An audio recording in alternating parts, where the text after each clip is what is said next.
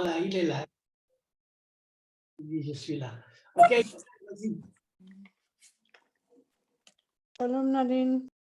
Shalom, shalom Julia. Shalom Lisiane. Shalom.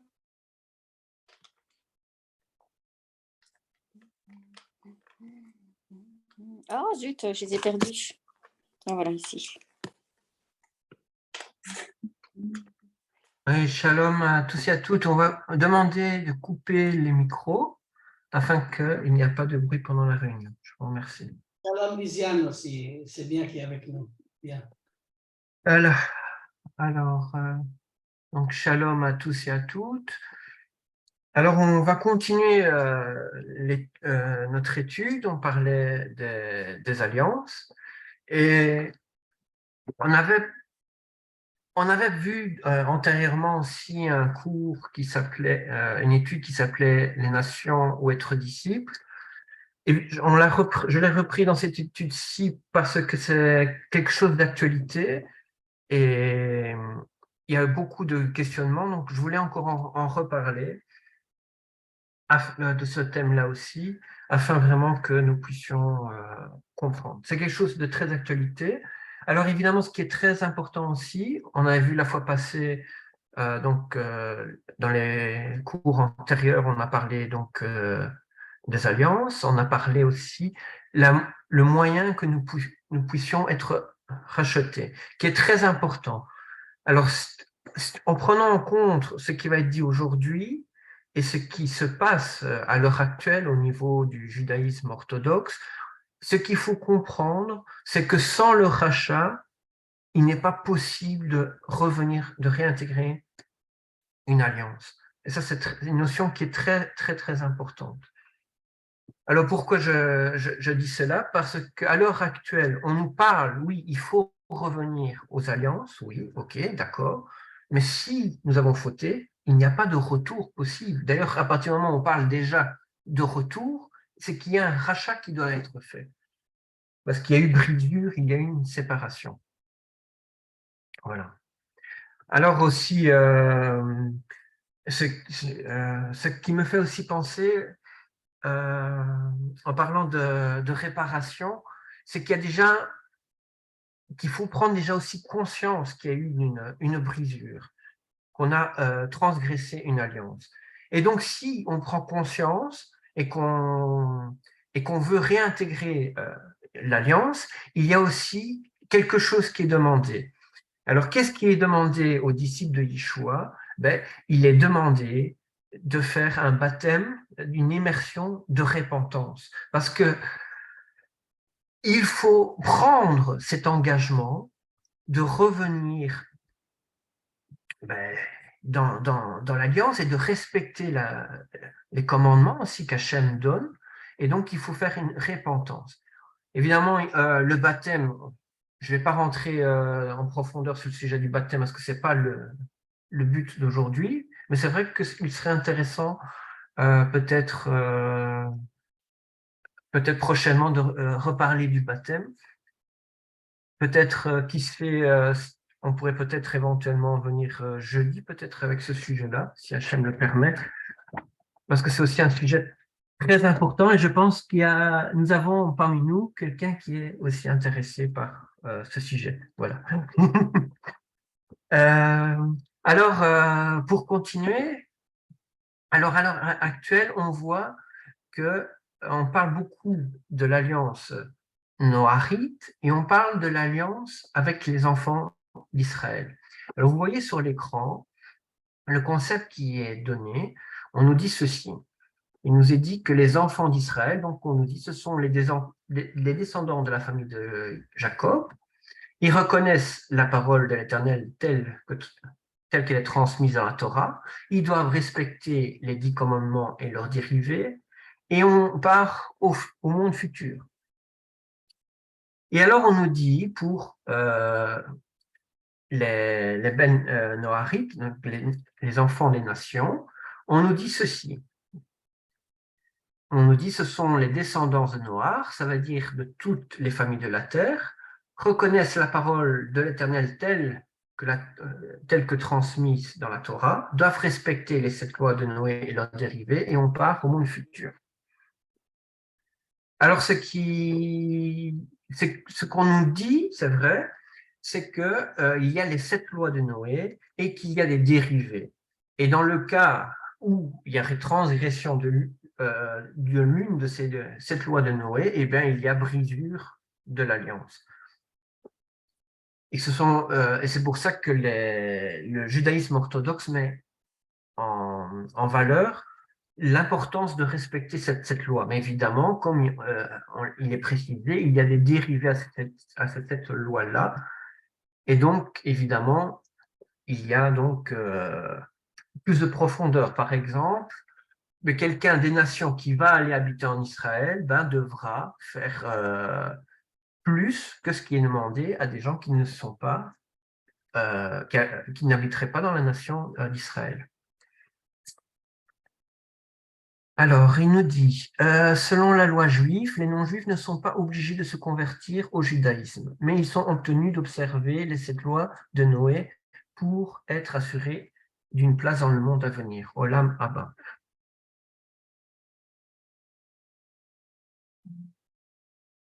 Alors, pour revenir, parce que là je ne le vois pas sur l'écran, voilà. Alors, quelles sont ces 7 lois qu'on retrouve? Je reviens avec dessus. Il nous est dit ne pas blasphémer, interdiction de l'idolâtrie, ne pas consommer une partie d'un animal encore vivant, ne pas tuer, ne pas voler, interdiction des relations immorales et instaurer des tribunaux. Et alors, ce qui est intéressant, on va le voir par la suite, on va voir que ces commandements, en fait, sont repris dans la Brida d'Acha. On va le voir. Alors, certains vont nous dire, oui, cette loi, on ne le retrouve que dans le Talmud. On va voir que, en effet, si on prend dans le Talmud, si on prend la Tosefat Aboda Zara, chapitre 8, verset 4, eh ben, il nous est dit, oui, 1, croire en Dieu, placer sa confiance en lui, ne pas adorer d'idole. 2, ne pas blasphémer le nom de Dieu, le respecter et le louer. 3, ne pas tuer et respecter la sainteté de la vie humaine. 4, ne pas commettre d'adultère ou toute relation interdite, respecter la sainteté du mariage. 5, ne pas voler, respecter les droits et la propriété d'autrui. 6, ne pas consommer la chair d'animal vivant, éviter la cruauté envers les animaux.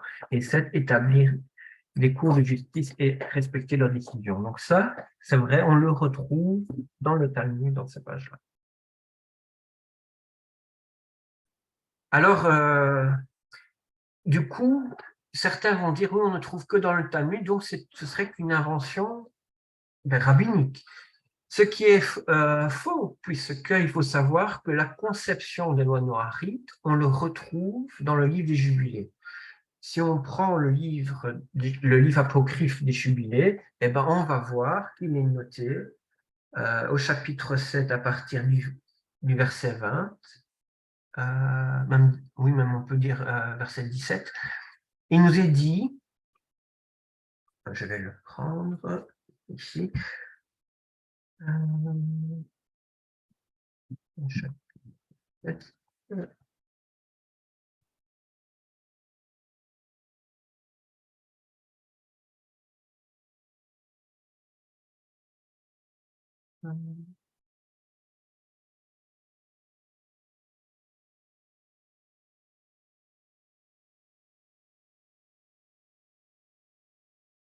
L'affiché, je peux le lire. Et dans le 28e et jubilé noir, commença de joindre les fils des filles aux ordonnances et commandements et à tous les jugements qu'ils connaissaient, et recommanda à ses fils d'observer la justice et de couvrir la honte de leur chair et de bénir leur Créateur et d'honorer père et mère et d'aimer leur prochain et garder leur âme contre la fornication et l'impureté en toute iniquité. Amen. Merci. Parce que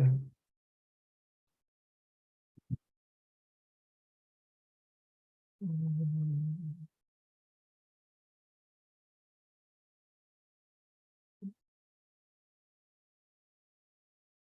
merci beaucoup. Normalement, je pense que le verset est un peu plus long, mais malheureusement, par rapport aux versions,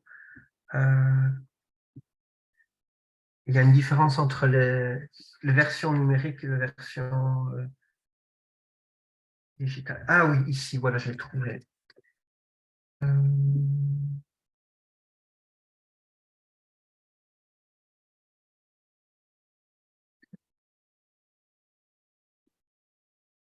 Fornication, oui.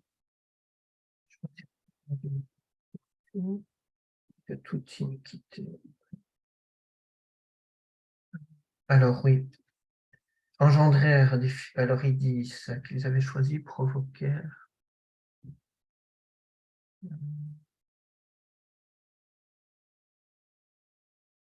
Je vais le reprendre. Durant le 28e jubilé, Noah commença à dicter au fils, oui, tous les ordonnances, les condamnant, oui, la justice, la fornication, de l'impureté et toute violence. Oui, il y a l'impureté et toute violence. C'est en effet pour ces trois motifs qu'il y a eu un déluge sur la terre, la fornication, lorsque les veilleurs s'écartèrent de l'ordonnance qui les réjouissait pour forniquer avec les filles des hommes. Se prirent des femmes parmi toutes celles qu'ils avaient choisies, provoquaient le début de l'impureté, engendrèrent des fils de Naphidim qui étaient tous différents et se dévoraient les uns les autres. Les géants tua le Naphi tua l'Élio, et l'Élio tua l'homme, et l'homme son semblable. Chacun se vendit pour commettre la violence et répandre des flots du sang, et la terre fut remplie de violence. Après ceci, toutes les bêtes, les oiseaux et tout ce qui rampe et marche sur le sol commirent la violence, et les flots et les sangs se répandirent sur la terre. Toutes les pensées et les désirs des hommes méditaient tous les jours la vanité et le mal. Mais le Seigneur détruisit tous à la surface de la terre à cause de la perversité de leurs actes et les actes du sang qu'ils avaient répandus sur la terre. Donc voilà, là on a vraiment le passage complet. C'est vrai que j'avais mis un extrait sur l'écran, mais le passage était plus long. Voilà. Et c'est pour ça donc c'est qu'on peut voir qui est repris dans ces versets-là. Donc les sept commandements qui sont repris, donc on parle de justice, horreur de la nudité, vénération du Créateur, oui, respect des parents, amour du prochain, interdiction de la luxure, refus de la violence et du sang. Et alors aussi, on a une autre source qui est les oracles de Sibylle. On voit au chapitre 4 à partir du verset 24, là je pense tout est tout sur l'écran, et il nous dit « Heureux seront sur la terre ceux des hommes qui aimeront le grand Dieu et le béniront, avant de boire et de manger, qui auront confiance dans les voies de la piété, qui récuseront tous les temples, qui verront les images de pierre, les idoles fabriquées par la main des hommes. Les autels à main faits du hasard, des pierres insensibles, objets souillés du sang de créatures animées et par immolation de quadrupèdes. Eux n'auront d'égard que pour la gloire du Dieu unique. Ils ne commettront pas de meurtre monstrueux, ni ne chercheront à tirer profit du vol, tout acte qui sont abominables, et ne porteront pas non plus de honteuses convoitises par odieux le haïssable amour masculin. Voilà. Donc on voit que ces notions sont reprises même dans les oracles de Sibylle, qui est une source donc externe. Alors, donc pour continuer de parler des lois noahites, je vous avais dit tout à l'heure que la conception de cette loi, on la retrouve dans la Bride Hadasha. Donc, dans Acte 15, au verset 20, il nous est dit « Mais elle leur prescrit qu'ils s'abstiennent des souillures des idoles et des relations de sexuelles illicites et tout ce qui est étouffé et du sang. » On le voit aussi dans Romains 13, il nous dit que toute âme se soumette aux autorités qui sont au-dessus d'elle, car il n'y a pas d'autorité qui ne provienne d'Élohim. Et les autorités qui existent ont été instituées par Élohim. Évidemment, quand on parle de tribunaux, ce sont des autorités. Alors, 1 Corinthiens 6, il nous dit « Eh bien, ne savez-vous donc pas que les injustes n'hériteront pas le royaume d'Adonai, le royaume d'Élohim? Ne vous égarez pas, ni les fornicateurs, ni les idolâtres, ni les adultères, ni les efféminés, ni les homosexuels, ni les voleurs, ni les avares, ni les ivrognes, ni les rieurs, ni les ravisseurs n'hériteront le royaume d'Élohim. » Et alors on voit aussi dans 1 Corinthiens 6, il nous est dit « Car le nom d'Élohim est blasphémé parmi les nations à cause de vous, comme cela est écrit. » Donc on voit que la conception des 7 lois de Noé, on le retrouve dans la Bride Hadasha. Même si elles ne sont pas énumérées dans une liste, on le voit qu'on retrouve ces commandements à travers les écrits qui nous ont été rapportés. Évidemment, parce qu'il faut savoir que dans la Torah, il y a des passages qui sont donnés pour les nations, des passages qui sont des lois qui sont données pour les nations, des lois qui sont données pour les enfants d'Israël, des lois qui sont données uniquement pour les hommes, uniquement pour les femmes, uniquement pour la prêtrise. Évidemment, il faut lire les Écritures, lire la Torah pour savoir à qui telle loi est-elle donnée. Évidemment, quelqu'un qui n'habite pas en Israël ne va pas recevoir la même loi que la personne qui va vivre en France ou en Belgique. C'est tout à fait logique. Alors, c'est pour ça que on voit que dans les ministères des apôtres, on va voir qu'en fonction du type de personnes, il va y avoir des ministères différents. Il nous est dit dans Galates 2:8, il nous est dit car celui qui a fait de Pierre l'apôtre des circoncis, donc quand on dit des circoncis, donc l'apôtre des nations, des Goïm, a fait aussi de moi l'apôtre des... Pardon, je me suis trompé, excusez-moi, je me suis trompé, j'ai pensé après. Donc, celui qui a fait de Pierre l'apôtre des circoncis, donc ça c'est les apôtres des enfants d'Israël, a fait aussi de moi l'apôtre des païens. Donc, les païens, c'est les goïms, donc les gens des nations. Et donc, on parle de incirconcis. Donc, souvenez-vous que on avait vu que dans l'alliance de Noé, le symbole de l'alliance, donc le signe de l'alliance, était l'arc-en-ciel. Mais dans le signe de l'alliance avec que Hachem a donné à Abraham, on a vu que c'était la circoncision. Et donc on voit que Paul nous explique que Pierre a été choisi pour apporter le message aux circoncis, et lui, non, Paul, a été choisi pour apporter le message aux païens. Et c'est pour ça qu'il y a une grande confusion, justement, parce que tout le monde va croire que Paul va parler aux enfants d'Israël. Et c'est pour ça que beaucoup qui vont se greffer à la foi ne vont pas comprendre. Ils vont dire, mais oui, mais Paul, et même au niveau du judaïsme orthodoxe, beaucoup qui se sont convertis au judaïsme orthodoxe, qui ont lu les lettres de Paul, ils vont croire que Paul a aboli la loi. Même les musulmans le croient, cela. Mais ce n'est pas du tout le cas. Paul a toujours été l'apôtre des païens. Et donc, le message qu'il donne est un message pour les païens. Évidemment, parfois, durant ses missions, il a croisé aussi des juifs. Et donc, il faut discerner quand il parle avec les juifs et quand il parle avec les païens. Et le message, évidemment, est différent par rapport à l'application des commandements pour les païens et pour les juifs. Parce que si c'était tout le monde devait appliquer exactement la même chose, il n'y aurait pas dû avoir deux ministères apostolats différents.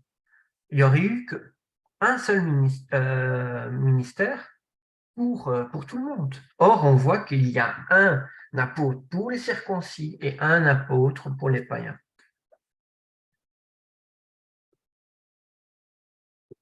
Et c'est pour ça que grâce à l'évangile qui permet que tout le monde puisse, parce qu'on avait vu la fois passée, que tout le monde est sauvé de la même manière, mais évidemment, tout le monde va réintégrer selon son appel, l'alliance que la personne a fait défaut. Et donc, on va voir dans Acte 10, 1, on va voir qu'il y avait à Césarée un homme, donc Corneille. Lui, il était centenier de la côte italienne, donc c'était un origine romain. Eh bien, ce n'était pas un enfant d'Israël, mais il nous est dit, cet homme était pieux et craignait Dieu. Avec toute sa maison, il faisait beaucoup d'aumônes au peuple et priait Dieu continuellement. Et donc, on voit qu'un craignant Dieu, eh ben, les commandements que les craignants Dieu, qui sont dans toutes les nations, eh ben, ce sont ces gens-là qui doivent suivre ce que Paul va indiquer qu'ils doivent faire, ce qui est tout à fait normal. Évidemment, il est possible qu'Adonai, comme dans le cas ici de Corneille, que parfois Adonai va demander « Ah, Pierre, vas-y ». Mais au niveau de... donc pour parler ici avec Corneille, mais on va voir que dans toutes les nations, l'apôtre qui est attribué, ce sera l'apôtre Paul. Et inversement, donc on voit quand même, dans certains cas, Pierre va lui parler à quelques craignants Dieu, donc quelques gentils, je vais dire oui. Et on va voir que la même chose est faite aussi avec Paul. Là, généralement, il va parler aux gentils, aux gens des nations, mais de temps en temps, il va parler aussi avec des juifs. Alors, dans Acte 16, versets 1 à 6, il nous est dit ceci. Il se rendit ensuite à Derbe et à Lystre. Il y avait là un disciple nommé Timothée, fils d'une femme juive fidèle et d'un père grec. Alors, verset 2, il nous dit, les frères de Lystre et de Icône rendaient de lui un bon témoignage. Alors, ce qui est très important à lire ici, il nous est dit que Timothée était fils d'une femme juive. Et en tant qu'une femme juive, en tant que mère, elle va inculquer à son enfant les préceptes qu'elle a appris. Et donc, c'est pour ça qu'il nous est dit au verset 2 que Timothée avait un bon témoignage, parce qu'il pratiquait les commandements. Et il avait cette connaissance de la Torah, il pratiquait la Torah, mais il y avait un problème à travers Timothée. C'est ça que le verset 3 va nous dire.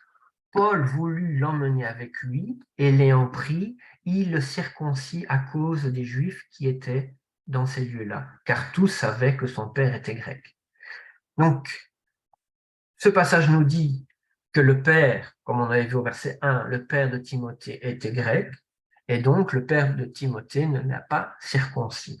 Mais comme il pratiquait la Torah, mais de A à Z, pour la Torah, selon les commandements que les enfants d'Israël devaient suivre, il le pratiquait, mais il n'avait pas fait la circoncision. Et c'est pour cela que pour pouvoir rentrer pleinement dans cette alliance de la circoncision, ben, il a dû pratiquer la circoncision. Ça, c'est l'explication, parce qu'il y avait un problème du fait que, en pratiquant donc cette alliance qu'Abraham et que Moshe avait eue pour les enfants d'Israël, en pratiquant ça, la circoncision, il y a eu donc ce défaut, en sachant qu'il était donc enfant d'une femme juive qui lui a appris la Torah déjà en étant enfant.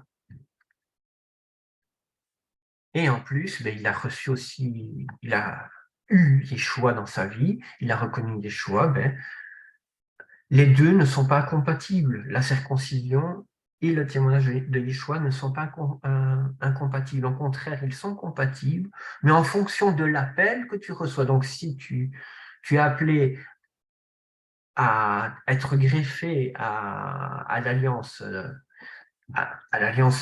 d'Abraham et l'alliance donc par continuité donc de Noé pour les enfants d'Israël, eh ben oui, la circoncision, c'est un commandement qui doit être fait. Mais par contre, on va voir dans Galates 2:3, on peut le lire aussi en entier, il nous est dit, mais Titos, donc Tite, qui était avec moi et qui était grec, n'a pas été contraint de se circoncire. Pourquoi? Ben parce que ses parents étaient grecs, il a vécu comme un grec, il a tout fait comme un grec. Lui, l'alliance qu'il avait à l'origine, c'était l'alliance mais de Noé. Et c'est pour ça qu'il n'a pas dû faire cette circoncision. Il dit au verset 4, mais à cause des frères qui s'étaient furtivement introduits et glissés parmi nous pour épier la liberté que nous avons eue en Yeshua Mashiach, afin de nous réduire en esclavage. À cela, nous n'avons pas cédé par soumission, non, pas même pour une heure, afin que la vérité de l'Évangile soit respectée de façon permanente parmi nous.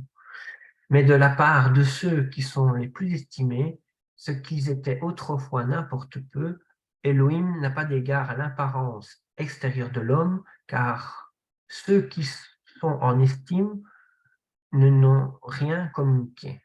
Mais au contraire, voyant que l'Évangile m'a été confié pour l'incirconcision, comme à Pétro, donc à Pierre, pour la circoncision, car celui qui a agi puissamment en Pétros, donc en Pierre, pour l'apostolat de la circoncision, a agi puissamment en moi pour les nations.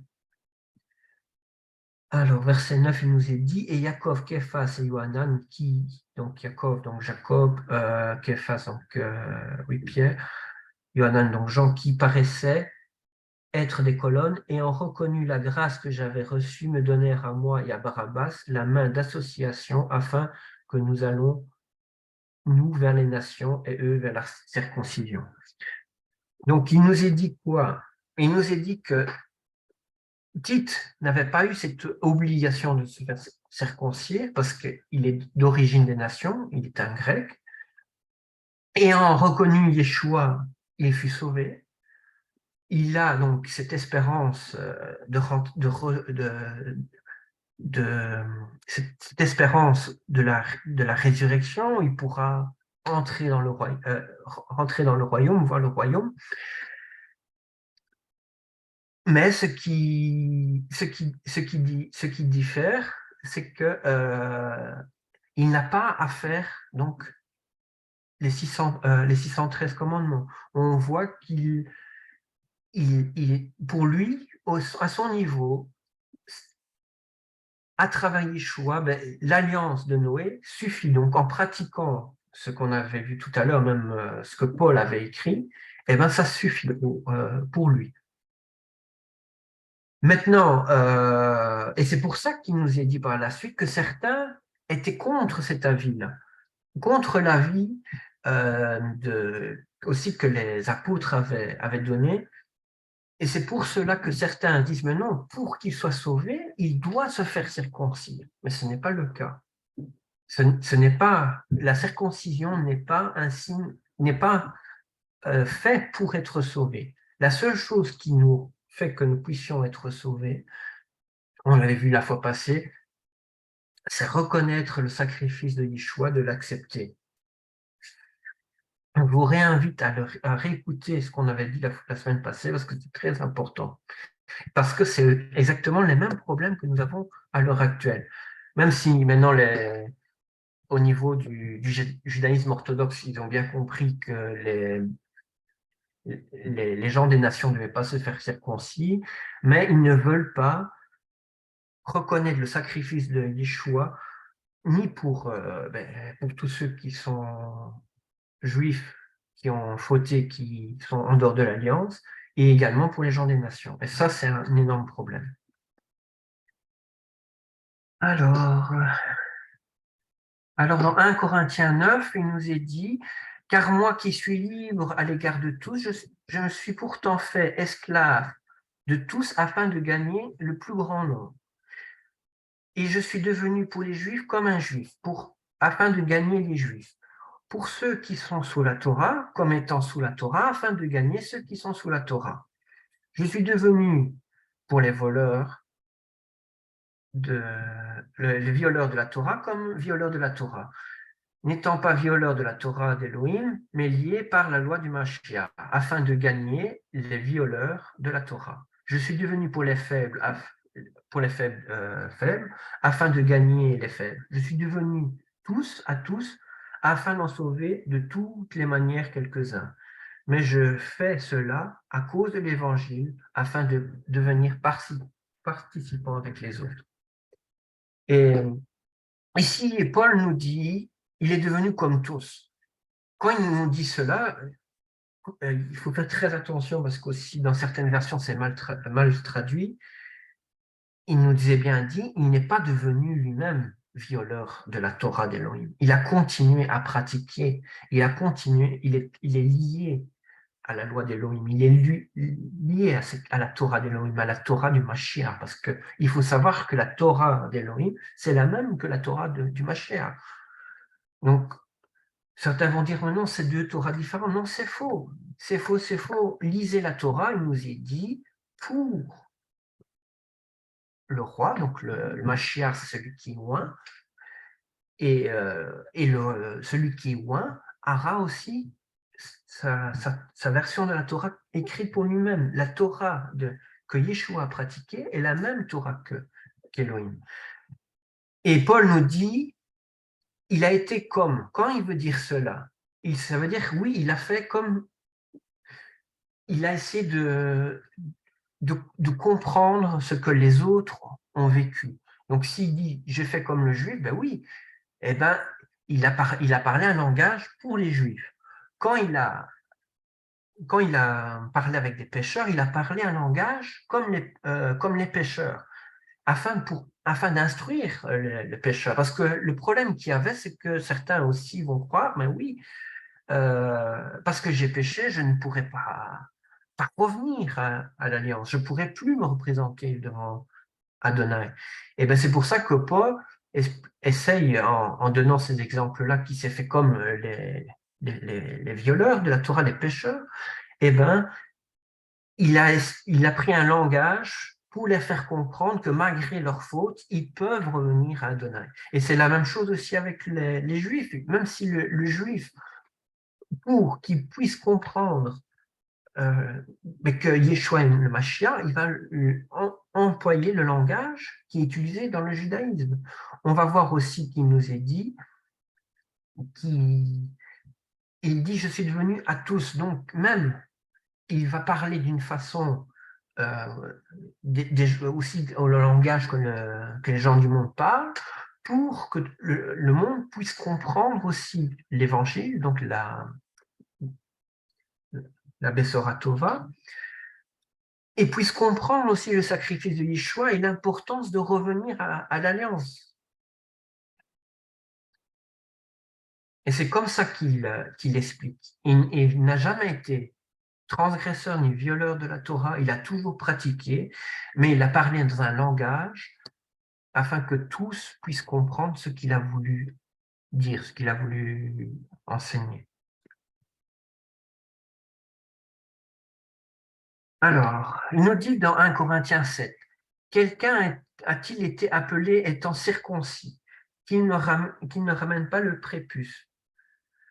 Quelqu'un qui a été appelé incirconcis, qu'il ne fasse pas circoncire. La circoncision n'est rien et l'incirconcision n'est rien, mais l'observation des commandements d'Élohim, que chacun demeure dans l'appel où il a été appelé. » Et là, il nous le dit très clairement, celui qui a été appelé circoncis, il doit demeurer circoncis, il ne doit pas quitter cet état de circoncision. C'est pour ça qu'il nous est dit dans la suite du verset qu'il ne ramène pas le prépuce. Pourquoi? Parce qu'il faut savoir qu'à l'époque où les Grecs, il y avait cet état d'esprit grec qui était imposé dans le monde entier, et on a essayé d'imposer au peuple juif cet esprit, cet esprit grec. Et donc, le juif, qu'est-ce qu'il faisait pour ne pas montrer qu'il était juif, ou parfois même parce qu'il voulait devenir grec, simplement, alors il ramenait le bout de peau, parce qu'il faut savoir que la circoncision était faite d'une certaine manière qu'il était encore possible de ramener, de tendre un peu la peau pour recouvrir le prépuce, et ce qui était fait pour montrer que finalement les Juifs à l'époque n'étaient pas circoncis. Dans la période où on peut voir avec le livre des Maccabées, où on voit les guerres qu'il y avait eu par rapport justement à cette assimilation que les nations, la nation grecque a voulu faire. Voilà. Alors, il nous dit, quelqu'un a-t-il été appelé incirconcis qui ne se fasse pas circoncire? Alors, pourquoi il nous dit cela? Tout simplement, on a parlé tout à l'heure que le fait de reconnaître Yeshua permet que nous puissions être sauvés. Donc, la circoncision ne va pas faire que nous on soit plus sauvés que celui qui n'est pas circoncis. Non, la circoncision ne sauve pas, c'est la reconnaissance au Mashiach qui sauve. Évidemment, c'est pour ça que Paul nous dit la circoncision n'est rien et la circoncision n'est rien, mais l'observation des commandements d'Adonai. Donc, c'est ça qui est tout. Quel que soit l'appel qu'on a, il faut savoir discerner dans la Torah quels sont les commandements qui sont pour les uns et les autres. On a parlé donc tantôt, il y a les lois qui sont pour les nations, les lois qui sont pour les enfants d'Israël. Et évidemment, il faut demeurer dans l'alliance où on a été appelé. Il n'est pas nécessaire de changer d'alliance.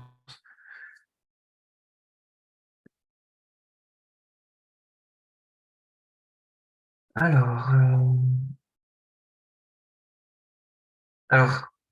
évidemment, ici qu'on prend Galates 5, il nous est dit, c'est pour la liberté que Mashiach nous a rendus libres. Demeurez donc fermes et ne soyez pas de nouveau pris au piège par le joug de l'esclavage.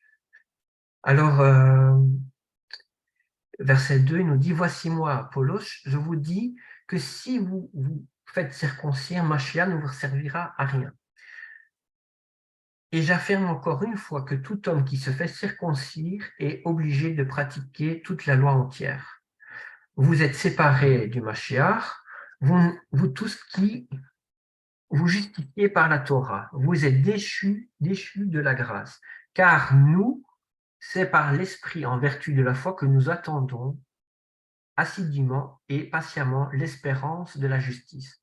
Car en Mashiach, Yeshua, ni la circoncision, ni le prépuce n'ont de force, mais la foi qui opère par le moyen de l'amour. Alors ici, c'est vrai que c'est un passage qui n'est pas facile à comprendre. D'ailleurs, Pierre nous le dit dans sa lettre, que Paul utilise parfois des termes qui sont très, très compliqués. Mais il faut que nous les étudions et que nous étudions les Écritures pour le comprendre. C'est pour ça qu'on a fait une très longue étude et afin aussi de bien comprendre et d'éclaircir.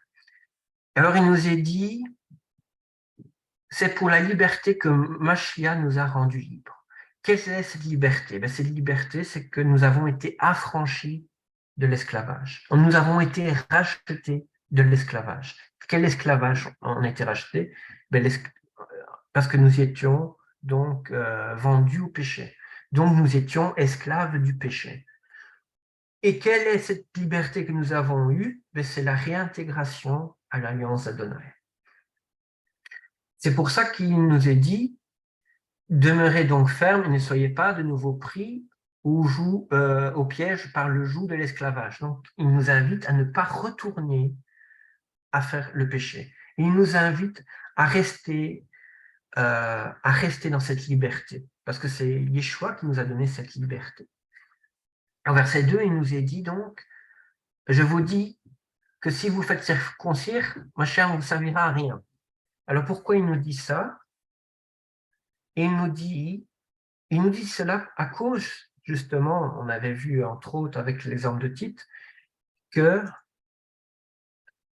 la justification est faite par Yeshua et que beaucoup, à l'époque, enseignaient que pour être justifié, il fallait se faire circoncire. Et c'est faux. Et c'est ça que Paul met en avant ici. Il nous dit bien que c'est la foi qui va nous permettre d'avoir le salut. Donc, je vous réinvite à réécouter ce qu'on avait parlé la fois passée, parce que c'est très important. Donc, c'est la foi qu'on a à travers Yeshua, à travers l'œuvre qu'il a fait, à travers le sacrifice qu'il a fait. C'est ce sacrifice qui va nous donner le salut. Et ce n'est pas la circoncision. Donc, si on reprend l'exemple d'un prisonnier, on va dire un prisonnier qui est condamné à mort, ce n'est pas parce qu'il fait une circoncision que le prisonnier va être libéré. Non, il va être libéré simplement parce qu'il a reçu une grâce. Et qui va nous donner cette grâce que le prisonnier va être libre? C'est le roi. Et qui est le roi? Celui qui est loin. Donc le Mashiach. Et donc, le Mashiach qui a été désigné, c'est Yeshua. Yeshua qui veut dire Yod-Vav Sauve. C'est lui qui va nous donner cette grâce. C'est à travers son sacrifice que nous allons être sauvés.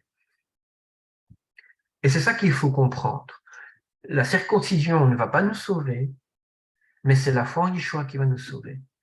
Et c'est pour ça que Paul le répète, nous le dit ici, que ce n'est pas la circoncision qui va nous sauver. Et si vous le croyez, alors il va nous le dire. Alors, si vous croyez que c'est la circoncision qui va vous sauver, alors Mashiach ne vous sert à rien. Parce qu'alors, vous n'avez pas la bonne foi, vous n'avez pas compris le sacrifice de Yeshua. Et maintenant, beaucoup, à l'époque, et je pense à l'heure actuelle, certains vont le penser, en disant oui, je veux être sauvé, je vais me faire circoncire, je vais rentrer dans le judaïsme orthodoxe. Non. Alors, Yeshua ne vous a servi à rien. Non. Ce que vous devez faire, c'est accepter Yeshua et rester dans l'appel que vous avez reçu. C'est ça qu'il nous est dit. Alors, il nous dit, quelque chose de très important, je pense que je l'ai repris ici, c'est pour ça aussi qu'il nous est dit au verset 13, vous avez été appelés à la liberté. Donc, la liberté, ce n'est pas le fait que nous ne sommes plus sous la loi, ça c'est complètement faux. Il y a toujours une loi qui est soit pour les gens des nations ou soit pour les enfants d'Israël, mais la liberté que nous avons, c'est que nous ne sommes plus sous le joug du péché, mais nous sommes libres en Mashiach. Et c'est pour ça aussi que même Yeshua nous l'a dit, et je l'avais dit la fois passée aussi, on ne peut pas être esclave de deux personnes, soit on est esclave de Dieu, soit nous sommes l'esclave de l'ennemi, de Satan. Et donc, si nous sommes libres, donc nous sommes de nouveau avec Mashiach. Alors, le verset 3 nous est dit « Et j'affirme encore une fois à tout homme qui se fait circoncire qu'il est obligé de pratiquer la loi tout entière. » Pourquoi Paul nous dit cela? Parce que la circoncision est le signe de l'alliance des enfants d'Israël. Donc, la personne qui se fait circoncire va en fait rentrer dans l'alliance des enfants d'Israël. Et donc, à partir de ce moment-là, il est obligé de pratiquer tous les commandements. Donc, les 613 commandements. Tandis que la personne qui est incirconcis, il va rester dans cette loi noahite, il devra pratiquer ce que Paul va lui enseigner qu'il doit faire.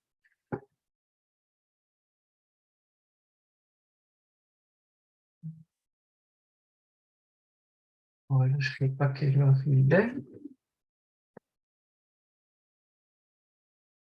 Je ne sais pas si vous me comprenez ou si il y a des questions ou si on continue. Après les questions, bien. C'est un sujet qui est, Ah oui, qui est oui. pas facile du tout à comprendre et j'essaye au plus possible de pouvoir Ah oui, éclairer. C'est pas évident. bien sûr. Alors, par exemple, ici, on va voir avec Ruth, parce que ça, c'était un exemple qui est très, très important, parce que Ruth, à l'origine, c'est une personne qui est des nations. Et normalement, en tant que personne qui vient des nations, qui va faire repentance, eh bien, ce qui va se passer, simplement, le fait de recevoir donc la justification d'Adonai, eh ben, l'application des lois des nations lui est aussi suffisante. Mais ici, on voit que Naomi avait été plus loin. Pourquoi? Elle avait été plus loin parce que déjà, elle avait épousé un enfant d'Israël.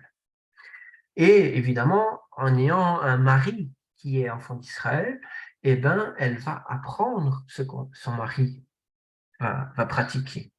Et on voit que, en effet, elle s'est complètement détournée des dieux, des faux dieux, des faux Elohim, et elle a pratiqué, elle a pratiqué avec je suppose avec son mari, parce elle a appris, elle a accepté ça.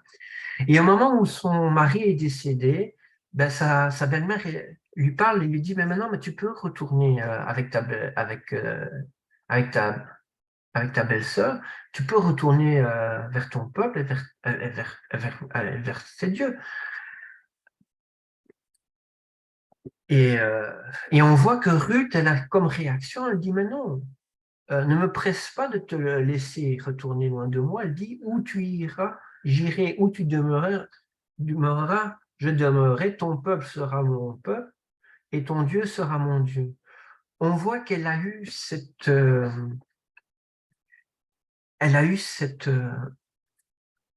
fait de vouloir incorporer la nation d'Israël. Elle a voulu rester avec sa belle-mère, continuer à pratiquer les lois d'Adonai. Elle a voulu continuer à être, à être fidèle à Adonai. Elle a voulu vraiment s'attacher à la Torah aussi d'Adonai. Elle n'a pas voulu revenir en arrière. Elle n'a pas voulu, et je pense, à travers son témoignage, on voit qu'elle ne se reconnaissait plus parmi les gens des nations. Et à cause qu'elle ne se reconnaissait plus, on peut dire qu'elle se retrouve sans nation. Parce que si elle le quittait, elle n'allait pas vouloir retourner vers ces dieux-là. Et donc, c'est pour ça qu'elle dit non, moi je reste avec toi, j'ai plus ma place à travers ces autres nations, surtout que eux, ils sont encore dans un système qui est totalement faux. Et ils ne sont pas prêts encore de changer. Et moi, j'ai ma place avec toi. Je connais la Torah, j'ai été enseigné. Je veux demeurer là. Et c'est pour ça qu'elle dit aussi, où tu mourras, je mourrai, je serai, et j'y serai enterré, que l'Éternel me traite dans toute sa rigueur si autre chose que la mort vienne à me séparer de toi. On voit qu'elle a voulu rester rattachée avec sa belle-mère, afin qu'elle puisse aussi, à travers sa belle-mère, rentrer dans la nation d'Israël. Alors, au niveau des nations, eh ben, on va voir que le peuple, les gens des nations, donc on voit que c'est un pas en plus supplémentaire que Ruth a fait, comme même que d'autres aussi ont voulu faire. Et c'est pour ça aussi que Paul nous le dit, si vous voulez vous faire circoncire, vous devrez tout pratiquer, parce que vous rentrez dans cette autre alliance. Évidemment, il n'y a pas d'obligation pour les gens des nations de rentrer dans l'alliance des enfants d'Israël. Mais celui qui veut rentrer, eh ben, il doit vraiment le vouloir. Évidemment, le fait qu'il rentre dans cette alliance-là ne va rien changer dans son salut, mais il y aura un autre travail qu'il devra effectuer par rapport aux autres du peuple qu'il a laissé, parce que le fait que tu rentres parmi les enfants d'Israël, ben, tu as cette mission que les enfants d'Israël, que Hachem leur a confiée, qu'ils doivent effectuer dans les nations. Et alors, ces gens-là qui sont incorporés dans l'Alliance, eh ben, il nous est dit qu'ils auront leur place. Et c'est pour cela que le livre d'Ézéchiel nous le dit, dans le chapitre 47, versets 22 et 23, il nous dit « Vous le diviserez en héritage par le sort, pour vous et pour les étrangers qui séjourneront au milieu de vous, qui engendreront des enfants au milieu de vous, vous le regardez comme indigène parmi les enfants d'Israël. Ils partageront au sort l'héritage avec vous parmi les tribus d'Israël. Vous donnerez à l'étranger son héritage dans la tribu où il séjournera, dit le Seigneur l'Éternel. » Donc on voit que à partir du moment où l'étranger s'intègre au milieu des enfants d'Israël, eh ben, il aura part à l'héritage des enfants d'Israël.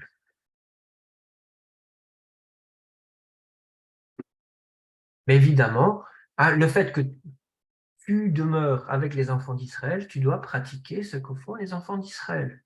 Et là, dans ce cas-là, oui, tu es au milieu d'eux, ben oui, eh ben, il faut observer les 613 commandements.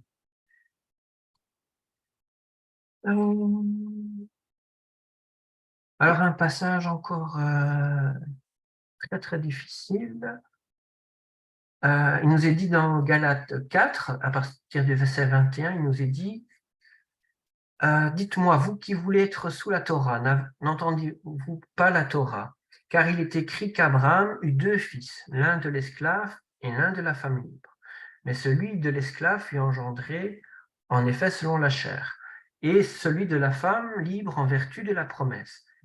Ces choses sont allégories, car ce sont les 2 alliances. En effet, l'une du mont Sinaï, qui engendre pour l'esclavage, c'est Agar.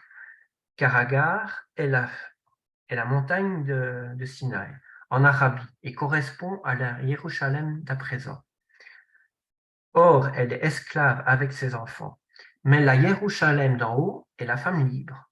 C'est notre mère à tous, car il est écrit « Régis-toi, stérile, qui n'enfante pas, éclate et pousse des cris de joie, toi qui n'as pas éprouvé les douleurs de l'enfantement. Car les enfants de la délaissée seront plus nombreuses que les enfants de celle qui était mariée. Or, pour nous, frères, nous sommes enfants de la promesse comme Isaac. Mais de même, lorsque celui-ci qui aura été engendré selon la chair persécuterait celui qui était selon l'esprit. Il en est de même maintenant. Mais que dit l'esprit? Chasse l'esclave et son fils car le fils de l'esclave n'héritera jamais avec le fils de la femme libre. C'est pourquoi, frères, nous ne sommes pas enfants de l'esclave, mais de la femme libre. Alors, ici, c'est aussi un passage très, très compliqué. Alors, pourquoi? Il nous dit au début, « Dites-moi, vous, qui voulez être sous la Torah. » Alors, ce qu'il faut savoir avec cela, c'est que Paul ne veut pas dire que nous ne devons plus pratiquer la Torah. Ce n'est pas ça du tout qu'il veut nous enseigner. Mais il veut simplement nous dire que la Torah a deux systèmes de pensée. Le premier système de pensée est que nous pouvons être sauvés simplement par les actions. On va provoquer une action pour réaliser une promesse que Dieu a faite, que ce soit le salut ou dans le cas ici d'Abraham, ce que Abraham voulait, c'était avoir un fils. Et donc, au lieu de laisser Dieu agir, on va provoquer, donc les hommes vont provoquer la condition pour être sauvés ou la condition pour avoir le fils. Évidemment, les Écritures nous disent que nous ne pouvons pas être sauvés par nous-mêmes. Et c'est ça le gros problème. Et c'est pour cela qu'on nous dit qu'il y a ceux qui sont sous l'esclavage, et ceux qui sont sous l'esclavage sont ceux qui sont sous le régime du péché, qui cherchent à s'en sortir, mais n'arrivent pas. Et la personne qui est libre, c'est la personne qui a su s'en sortir. Et évidemment, ce qui s'est passé, la différence entre les deux, ce n'est pas l'action par rapport à la Torah, ce n'est pas parce que Agar a fait mieux la Torah ou que Sarah a fait mieux la Torah, non. C'est simplement que l'une a laissé, que la première, donc Agar, a fait l'action elle-même pour avoir l'enfant, et que Sarah a laissé Hachem agir pour avoir l'enfant, parce que Sarah n'était plus en condition d'avoir un enfant. Mais Agar était encore en condition d'avoir un enfant. Et en pensant qu'elle avait toutes les conditions requises, eh ben, elle pensait pouvoir hériter, avoir cet héritage. Mais la seule chose, c'est que ce n'est pas l'action humaine qui va donner l'héritage, ce n'est pas l'action humaine qui va faire que la promesse de Dieu va être exécutée et que le salut de Dieu va être exécuté, ça va être simplement l'action de Dieu lui-même qui va faire que ça va être exécuté. Et qu'est-ce que nous devons faire? Eh bien, nous devons simplement avoir la foi. C'est ça qui nous est dit. Abraham et Sarah ont eu la foi. Sarah a eu la foi qu'elle aurait eu un enfant, même si elle avait ri, mais elle a quand même gardé cette foi en elle, et Abraham aussi. Et ils ont eu donc Isaac. Dans le cas de Agar, eh ben, elle pensait que par ses propres moyens, elle pouvait y arriver.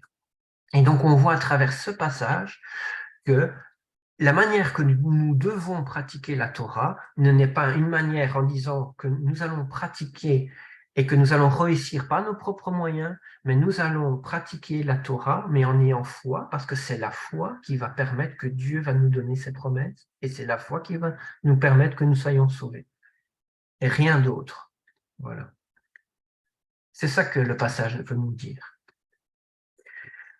Et c'est un peu aussi ce qu'il nous est dit aussi, on avait vu la fois passée dans la paracha, dans Bamidbar, chapitre 13, où il nous est dit, Adonai parla à Moshe en disant, envoie pour toi des hommes pour toute la terre de Canaan, que je donne aux fils d'Israël. Tu enverras un homme par tribu de ses pères, tous seront des princes d'entre eux. Moshe les envoya du désert du Paran sur la bouche de Adonai. Tous ces hommes étaient chefs des fils d'Israël. Et donc, on voit ces hommes étaient obéissants. Ils sont partis. Ils ont fait leur mission. Ils ont ramené des fruits. Mais qu'est-ce qui s'est passé par la suite? Eh bien, il nous est dit dans le chapitre 14, à partir du verset 1, toute l'assemblée se leva et fit du bruit. Le peuple pleura cette nuit-là.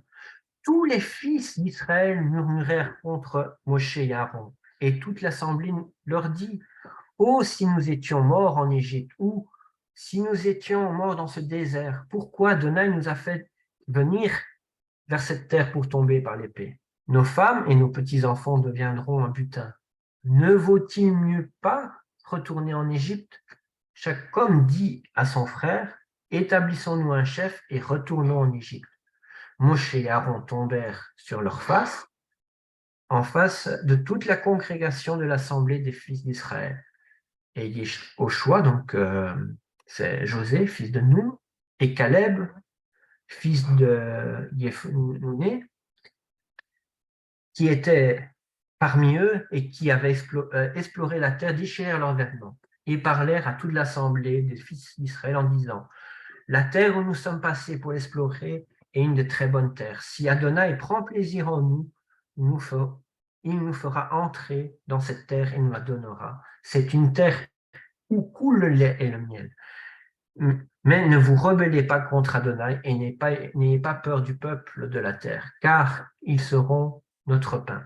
Leur ombre s'est retirée d'au-dessus d'eux et Adonai est avec nous. N'ayez pas peur. » Toute l'assemblée parlait de les lapider, mais la gloire d'Adonai se fit voir à tous les enfants, à tous les fils d'Israël devant la tente d'assignation. On voit ici que c'est la même chose qu'on voit les deux passages qu'on vient de lire. Et dans ce passage-ci, on voit tous qu'ils ont tous obéi à ce que Hachem leur a demandé. Les espions sont partis, les espions ont fait un rapport, ils ont ramené. Mais à cause du témoignage qu'ils ont fait, à cause de ce qu'ils ont rapporté, ils ont dit, mais nous ne pourrons pas conquérir cette terre, nous n'y arriverons pas. Et peut-être qu'ils avaient raison, mais parce que leur force à eux ne pouvait pas y arriver. Mais ce qui leur est reproché, c'est qu'ils ont oublié que Adonai est avec eux et Adonai leur a dit, cette terre est votre terre, je vous la donne, prenez-la. Et c'est pour cela, allô? Ah oui. Et c'est pour cela que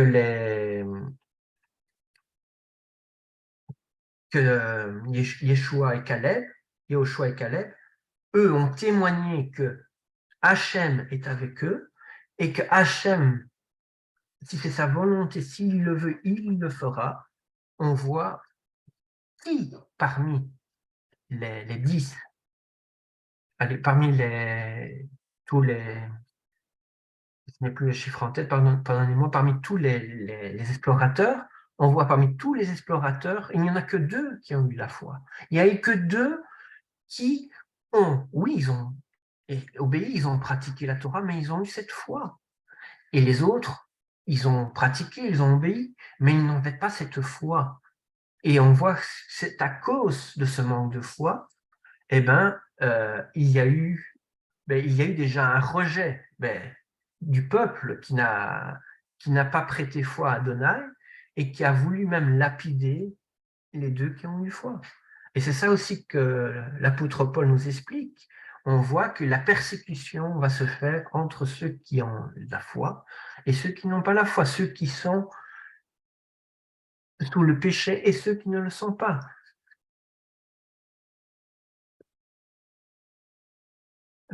Alors, c'est pour ça, alors, la réponse d'Adonai, il dit à Moshe, jusqu'à quand ce peuple me méprisera et jusqu'à quand ne croira-t-il pas en moi, malgré tous les signes que j'ai faits au milieu d'eux? Je le frapperai par la peste et je le déposséderai, mais je ferai de toi une nation plus grande et plus puissante que lui. Je vais sortir, Fred. Merci Joël pour Excuse-moi, l'intervention. Excuse-moi.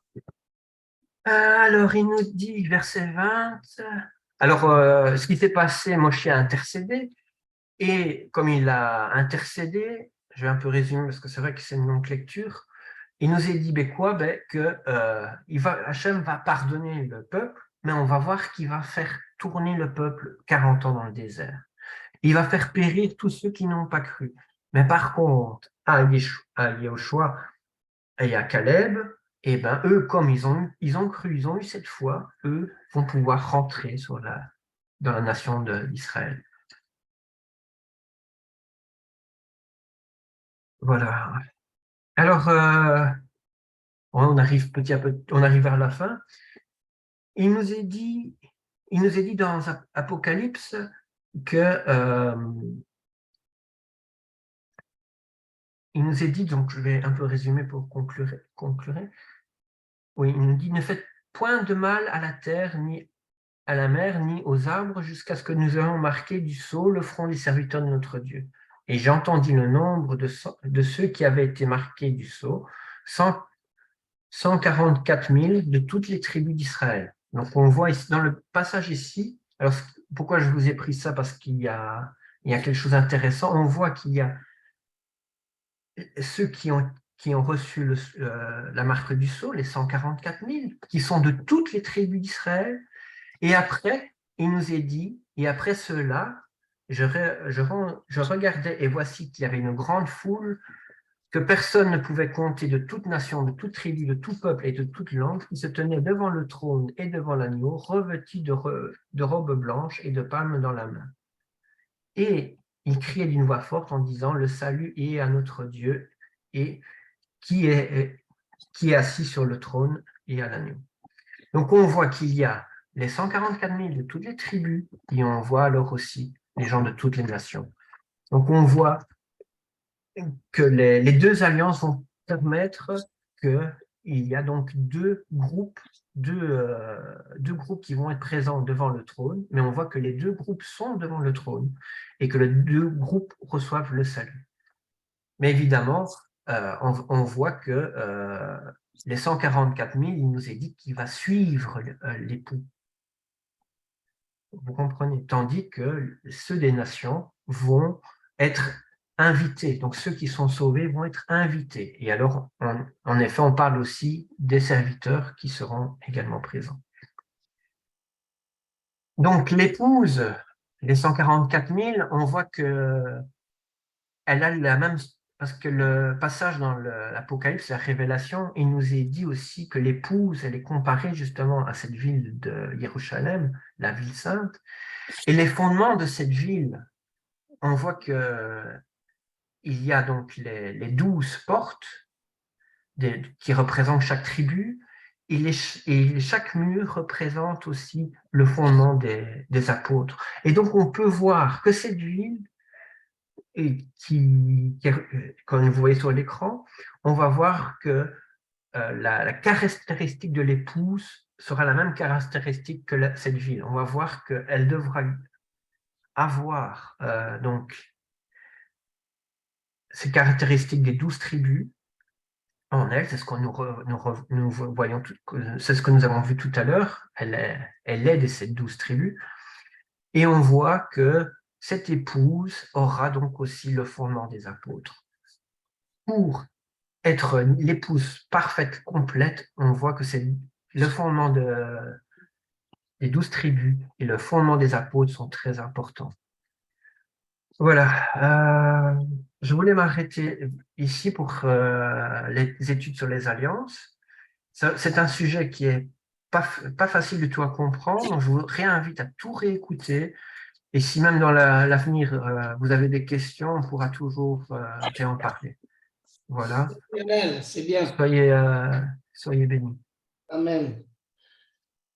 Il y a quelques questions, mais juste un petit résumé. C'est très bien, Lionel. D'ailleurs, ici, on voit bien qu'on parle d'Israël, l'épouse, et après on parle des nations qui vont être invitées aux noces. Hein? C'est-à-dire, tous ceux qui vont être invités aux noces, on va dire, ce sont les personnes des gentils des nations, de toute langue, de toute race, de tout peuple, hein, qui ne sont pas circoncis.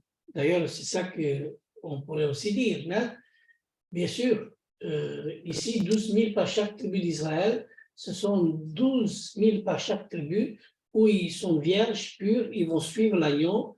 C'est pour ça que je reviens avec Ézéchiel chapitre 44 où il dit que pour entrer dans le royaume, il faut être circoncis du cœur et de chair. C'est-à-dire il y a les deux circoncisions, hein, pour ceux qui sont vraiment purs. Et c'est pour ça que Dieu a donné la circoncision comme signe d'alliance. Hein. C'est le signe d'alliance et le signe d'appartenance au peuple juif. Et ça, c'est ce que tu nous enseignes, Lionel, ce qu'on enseigne aussi, nous. Hein. C'est pour ça que le livre de l'agneau de vie, c'est le livre de Yeshua, le livre de l'agneau de vie.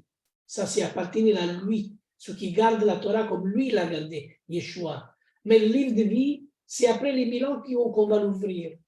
Et ça, c'est justement pour la postérité selon le sable de la mer. Pourquoi je dis ça? Parce que la mer rendra ses morts.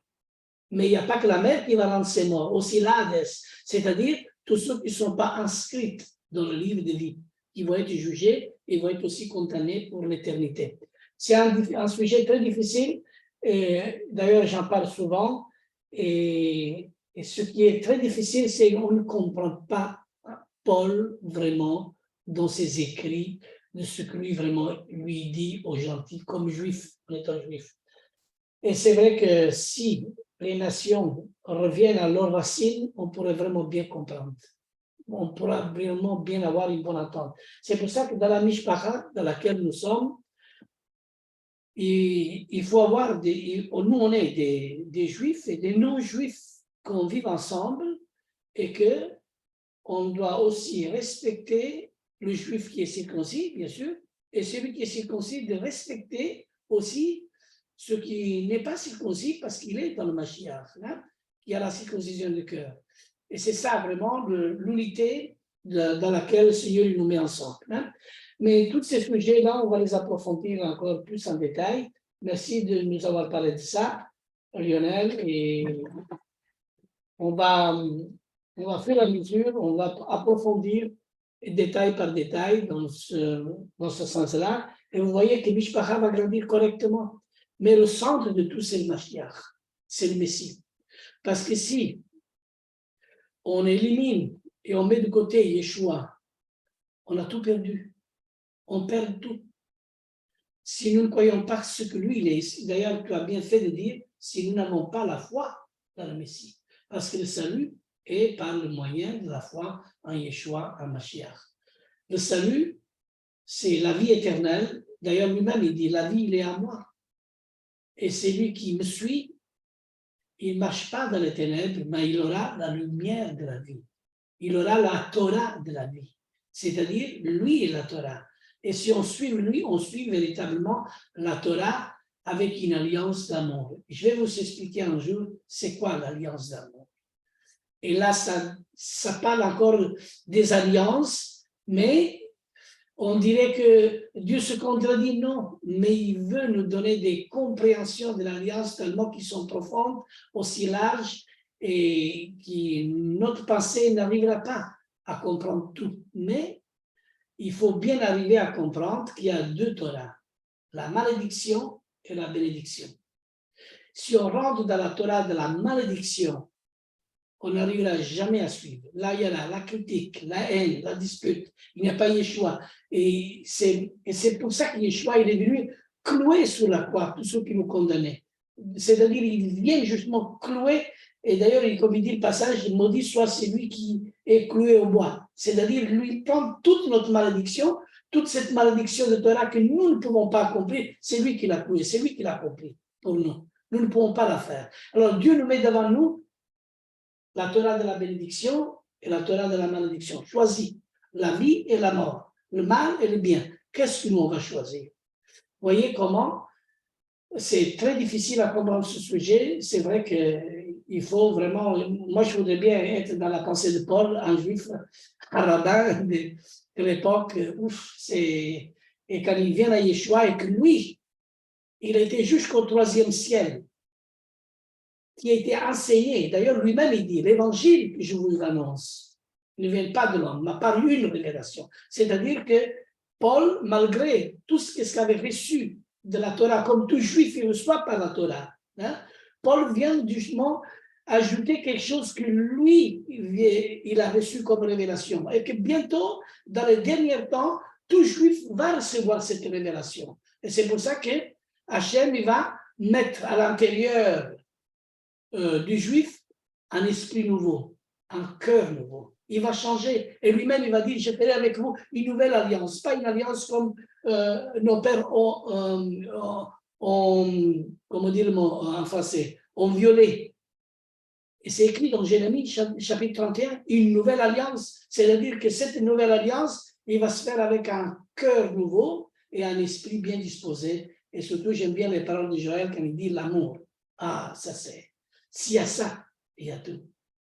Parce que toute cette violence va être terminée. Toutes ces choses qui sont horribles, des fois, à lire. Et c'est vrai combien de fois aussi je me suis demandé, mais on a justement une stirpe, une descendance qu'on appelle la stirpe des Caïnites. Ce sont une stirpe démoniaque, comme Hachem avait dit, de faire l'interdit, on va dire, hein, de tuer même les enfants, parce que tous ces enfants, ils vont devenir des démons par après. Hein. Ils savaient bien de quoi. Mais nous ne comprenons pas pourquoi Dieu nous parle comme ça. Mais l'amour triomphe toujours. Et l'amour, c'est la Torah. C'est l'alliance d'amour qu'il faut comprendre. Un jour, on va comprendre cette alliance d'amour qui est si profonde, large, et cette alliance d'amour va nous donner le privilège d'être enfants de Dieu et de faire partie de son alliance. Mais c'est l'alliance d'amour. Et cette alliance d'amour, un jour, je vais donner cet enseignement, l'alliance d'amour. C'est vraiment magnifique. Et le jour où j'ai écouté cette étude qui a été donnée par Daniel Steele, qui avait donné cette étude, un frère vraiment excellent, qui enseigne bien, qui d'ailleurs, j'ai été vraiment, il a dit, cette étude-là, je vais vraiment le façonner vraiment comme il faut. J'ai dit, que le Seigneur te bénisse. Mais de toute façon, tu es libre de propager ce que je te partage. Et d'ailleurs, je traduis certaines choses en italien pour que je puisse donner certains enseignements. En tout cas, ces frères-là, c'est moi-même qui l'ai lancé à Beth Yeshua.